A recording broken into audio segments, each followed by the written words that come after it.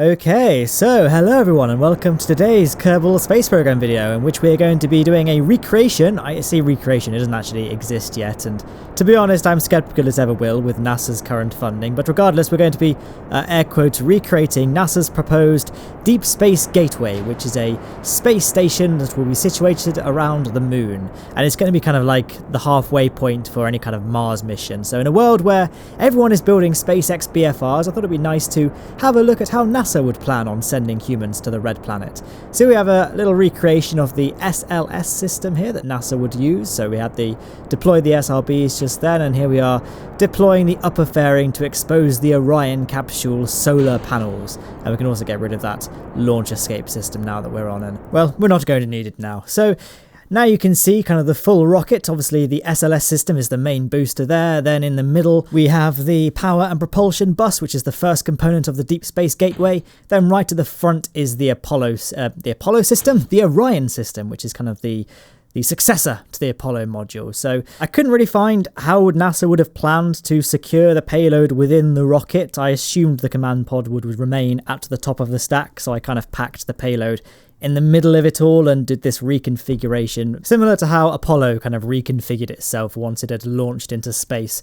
So yeah, we had to quickly get our Jebediah on EVA there just to move that separation ring out of the way, and then we could dock the two parts together, and then we can just make a quick maneuver node to get ourselves circularized in low Kerbal orbit, and then from there we can plan our getting our encounter with the Mun. And there goes the booster now. So we have a fairly overpowered rocket engine there. It's really more appropriate for the atmospheric stages of smaller rockets, but it looks a little bit more like the engine that Orion would use, so that's why I chose it. And what you can see me doing here is I'm attempting to make a maneuver node to get to the Mun, but I had that glitch that happens sometimes when you can't make a maneuver node. You could fix this by pressing F5 and F9, but you know what? I thought, let's just do it without maneuver nodes. We don't need them.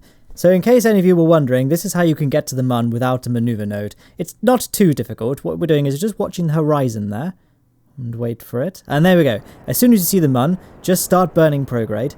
It's a little bit less convenient than a maneuver node because you can't see how much time is remaining, and it doesn't show you how much delta V you're expecting to burn. But we have more. I know for a fact we have more than enough delta V in this stage here to get an encounter with the Mun, so I wasn't too worried. So it didn't really matter too much, and there we go. Things are appearing, and a lovely equatorial encounter there. So that's how you get an encounter with the Mun if you ever get that glitch. Now what you can see me doing here is I'm setting myself on a collision course, so when we dump that lower stage there, it won't be left in orbit basically. Again, I'm assuming that's what the Deep Space Gateway ship will do. I don't actually know though, but I'm kind of just assuming a lot of things in this mission because, well, yes, I'm assuming a lot of things in this mission, but I'm kind of focusing on trying to get the actual space station itself fairly accurate. So this is the first mission that would be planned. So, it's the power and propulsion bus.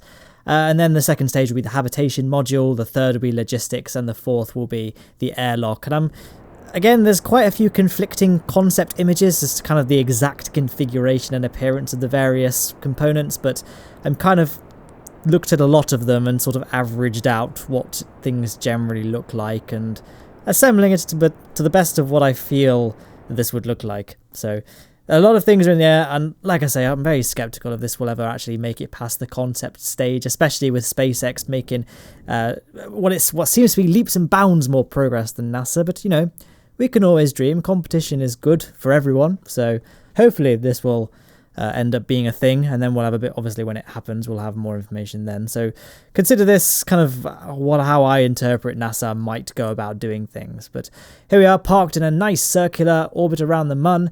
Again, I wasn't quite sure what altitude we need to be at, but from the images, like artistic renderings and things, it looks like it's fairly high up above the moon, so I kind of went with a 10-kilometer orbit. Got a little curve to extend the solar panels there, and then we can just head back to Kerbin. I didn't want to spend too much time lingering because, again, we've got a few more launches to do, so I don't want this video to drag on too much. So yeah, if you burn at the right place in Mun orbit, you can actually get your periapsis around Kerbin to be below the 70-kilometer line, as in like the edge of the atmosphere, so we don't need to do any more maneuvers at this stage. So we had quite a bit of fuel remaining, but it didn't really matter too much. Like I say, I kind of focused a little bit more on the aesthetics of the Orion module rather than actually making this the most practical from a Kerbal Space Program gameplay point of view. So that's kind of why, and that's why the actual payload as well was sort of in the middle of the rocket stack, so we had to do quite a frantic reconfiguration before we reached our apoapsis because we weren't actually on a stable orbit. But like I say, if I wanted to get the Orion system looking the same as the proposed Orion system, and obviously getting the SLS rockets to look the same, I couldn't really figure out many other ways of doing this, so that's kind of why it was like that. So I can almost certainly guarantee that this is not an accurate representation of how NASA would do it, but like I've said before, this is mainly just a little bit of fun. Building space stations is one of my favourite things to do in this game, and, you know, get a show off the SLS and Orion. Now, I actually designed my SLS recreation to be similar to NASA's proposition in that we don't have to change the rocket stack at all, we just need to switch out the payload there. I had to tweak the fairing slightly to get it to encompass the new payload. But other than that, no changes were necessary to the rocket, so we can do only a quick modification was needed before we can wheel it back out onto the launch pad and launch ourselves once again. That's kind of a shame, really, that the SLS system, at least not at its current stage, I don't know if SpaceX's progress has made NASA rethink its plans, but as of right now, the SLS system is not recoverable like SpaceX's is, which is a shame, so we can't actually reuse the booster that we used before. I mean, it's great from my point of view because it means I don't have to worry about landing the booster properly. It makes things much easier from my perspective, but yeah, it's a shame that SpaceX is so far the only ones that are recovering their boosters. Although Blue Origin is making good progress as well, although they're not quite at the same level as Falcon 9, but they are getting there. They are getting there. But NASA needs to step it up, man. Come on. Okie dokie. So you can kind of get a good look at the payload now. Once again, Jebediah will just need to get out and move that separation ring so we can dock ourselves to the payload. We've got over 6 minutes till apoapsis where we need to circularize, so we've got plenty of time, so I wasn't really too worried about rushing along, but yeah, nice and docked with the payload now, so we can think about setting up our maneuver node and circularizing around Kerbin. Now, obviously you've already seen this mission done just a minute ago, so I can cut a few things out. I'm going to try and make this a bit more abridged. As each launch happens, we can cut more and more stuff out because I don't want this video end up coming across as a broken record or broken VHS, broken cassette. Is there a video equivalent to the term broken record, or is it just applicable to videos as well? I don't think it really matters, really. I think either way, I'm getting off topic. So what we're going to do here is I'm going to try and get an encounter with with the Deep Space Gateway, or at least the first component of the Deep Space Gateway, without circularizing at the Mun first. So if you're new to docking, or you've not got much experience with docking, I would not advise doing it this way. But A, I'm quite lazy. B, I think it's quite satisfying to do it if you can. And C, as I've said multiple times at this point, this video is going to be quite long, so the more we can cut it down, the better. But here's a little quick cutaway view of the habitation module itself. I believe, just from the artist's concepts, it's a little bit bigger than what NASA's habitation module looked like, but I don't care. Okay, so we have our basic encounter with the Mun there. Obviously, we're not going to be encountering the Deep Space Gateway just yet, so we're going to be doing a fine-tuned burn when we're in slightly deeper space, sort of space in transit between Kerbin and the Mun. We're going to just tweak our inclination, then once our inclination's tweaked, we're just going to try and bring those conics to be as close together as possible by using the radial in, radial out, and prograde and retrograde markers, obviously once we've adjusted for our inclination, Takes a little bit of tweaking to get it right. Might take you a little bit longer than it might have appeared to take me. Do bear in mind though that pretty much all the footage in this video is sped up to at least 4 times. In some places it is sped up even more than that. Just because Fraps is quite hungry on your CPU and RAM, so the game only records at 30 FPS for me, so I wanted to at least get a minimum of 60. And also, I should stop saying this now, but the video is long. We need to get it as short as possible. So yeah, what we did, we got our encounter nice and low, and then we quickly lowered our periapsis to be within the MUN's surface so we could ditch the previous stage. Then all we had to do was raise our periapsis again, and hopefully we should end up with the same encounter we just did because we didn't adjust our inclination or radial in, radial out markers, all that, and it worked out pretty well. So you saw me a minute ago making a maneuver node. That was just to give me an idea of how much time it would take to slow ourselves down to 0 meters per second relative to our target. So it was about 2 minutes, so we wanted to start burning retrograde relative to the target about a minute before our encounter. So the way you do that is obviously clicking on the nav ball to be target mode. So you see on the nav ball where it says target, if that doesn't say target for you, just click it and it will cycle through orbit, surface and target, provided you have a target set. But there we go. So nice and close encounter. So all we need to do is keep on burning retrograde relative to the target. And then once we're getting nice and close, just switch between, I kind of alternate between burning towards the target and burning retrogrades towards the target. Now at this point, the module in place does have reaction wheels on board, so we could just rotate it around and be done with this, but I thought we'll dock it properly as if it can't actually move. I don't really know why I felt the need to do that, but that's what we did. So yeah, nice and docked. Let us waste no more time though getting away and heading ourselves back to Kerbin, which seems to have lost all of its clouds. Just a glitch with Scatterer. For those who will inevitably be wondering, the visual mods are... The big one is Scatterer, that does the cool oceans and atmospheric scatter, and the clouds are environmental visual enhancements using the stock visual enhancements config files. Those are the visual mods. We also have stock visual terrain enhancement as well. So as before, with the previous launch, I forgot to think about landing it in the sea and ended up missing. So I thought I'd just carry on with the theme of not landing it in the sea. I'm like, you know what? Perhaps NASA doesn't plan on landing it into the sea, even though Orion has been flight tested and does land in the sea. Maybe they decided to change their minds. Let's not talk about my incompetence anymore. Loading up the 3rd flight module now. This is going to be the logistics module, or in this case, Kerbal Space Program, it's going to be a laboratory. Again, it looks a little bit more bulky and bigger than the actual concept art images, but I think just to give this station a little bit of functionality in Kerbal Space Program, it made sense to have at least one laboratory module in some place on the station. So I thought logistics is good a place as any to have the lab. Couldn't really find a way of incorporating the Science Junior without it looking a little bit too much of a deviation from the concept designs, but we have all the other science units, or at least all the science units we can do from orbit. So the gravity thing, reader thing, mystery goo, and the temperature gauges. There we go. Like I say, the orbital scanning module. It looked a little bit too cumbersome to really keep this thing at least somewhat in line with the aesthetics of the concept art proposed by NASA. So now we can deploy Orion solar panels once again, circularize our orbit, and get ourselves another encounter with the space station. So you can see there's a lot of repetition in this video, so there's no need to show you quite as much detail this time around. We can just do a quick fade through to me fine-tuning the last of our maneuvers. So once again, we're going to be doing a maneuver from Kerbin periapsis, near enough, to get ourselves a kind of gross MUN encounter, and then we'll be doing another burn in deeper space to get our inclination corrected. And then once our inclination is at the right tilt, we can play around with the radial in, radial out, and of course the prograde and retrograde markers to get our actual encounter with our target, aiming for about within 0.3 kilometers. I mean, it's really not a problem if you can't get it that close, because the MUN is a much smaller body than Kerbin, so any kind of rendezvous is much, much easier than around Kerbin. And it's easy enough to just keep on burning retrograde and toward the target to get yourself closer and closer gradually. Like I say, especially around the MUN, it's much, much easier because you've got no atmosphere to worry about hitting, and yeah, that's it. Don't worry too much, basically, if you're not getting it quite as close as I am. I've probably played this game longer than you have. So, but yeah, there's a kind of shot past our target. I probably should have started burning a little bit sooner than I did, but like I said earlier, it doesn't matter too much. We'll just keep on burning towards the target and we'll end up swinging those nodes back around and then we'll just burn retrograde. So you can see if you mess it up, kind of like I did, there's no real...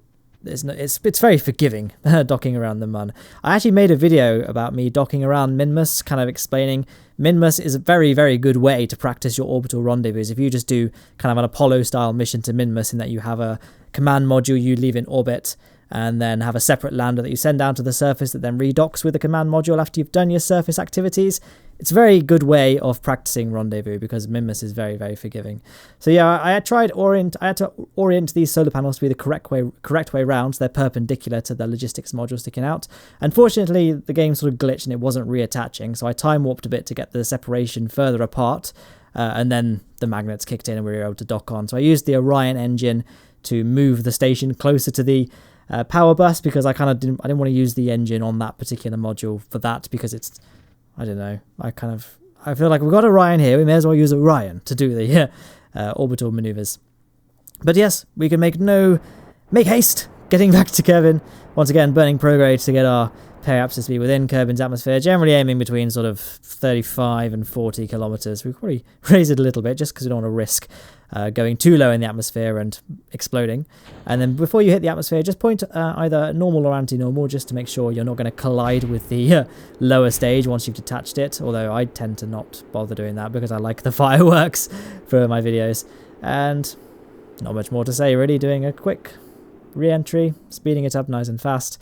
And then once we get nice and low in the atmosphere, the parachutes will deploy automatically. They're set to deploy when safe. I did have to raise the actual deployment altitude though, otherwise they wouldn't have slowed us down fast enough. But there we go.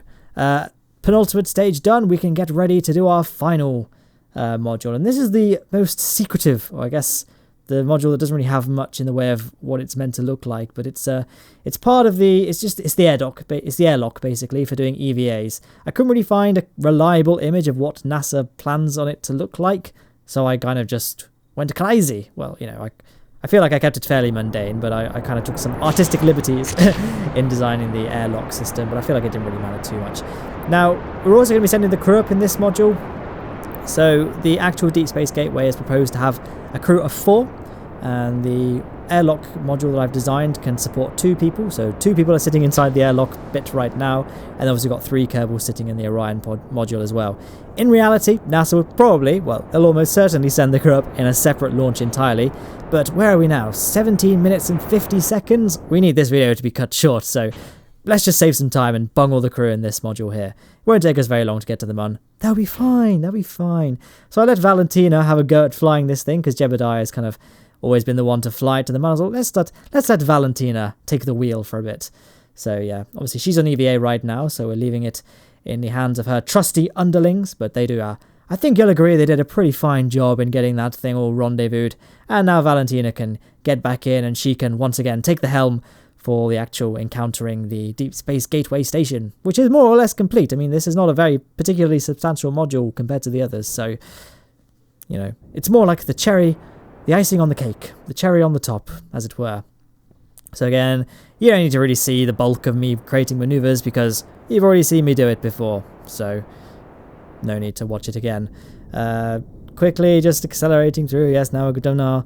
We dropped our periapsis to ditch the lower stage, and we can just raise ourselves again, although we're going to be encountering the target before our periapsis this time, which is rather unusual, wouldn't you say?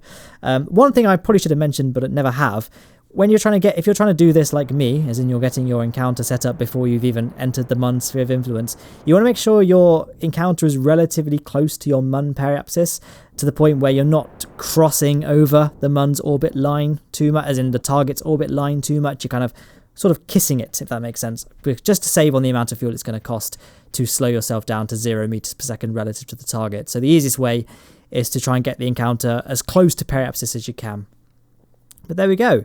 All docked aboard, so we can just dock it onto there, and then move the Orion module to this docking port here, for no real reason in particular, other than the fact it looks like it's docked in this port in all the concept images, and it looks quite cool having a more X-shaped station for this final cinematic shot of the completed construction project here.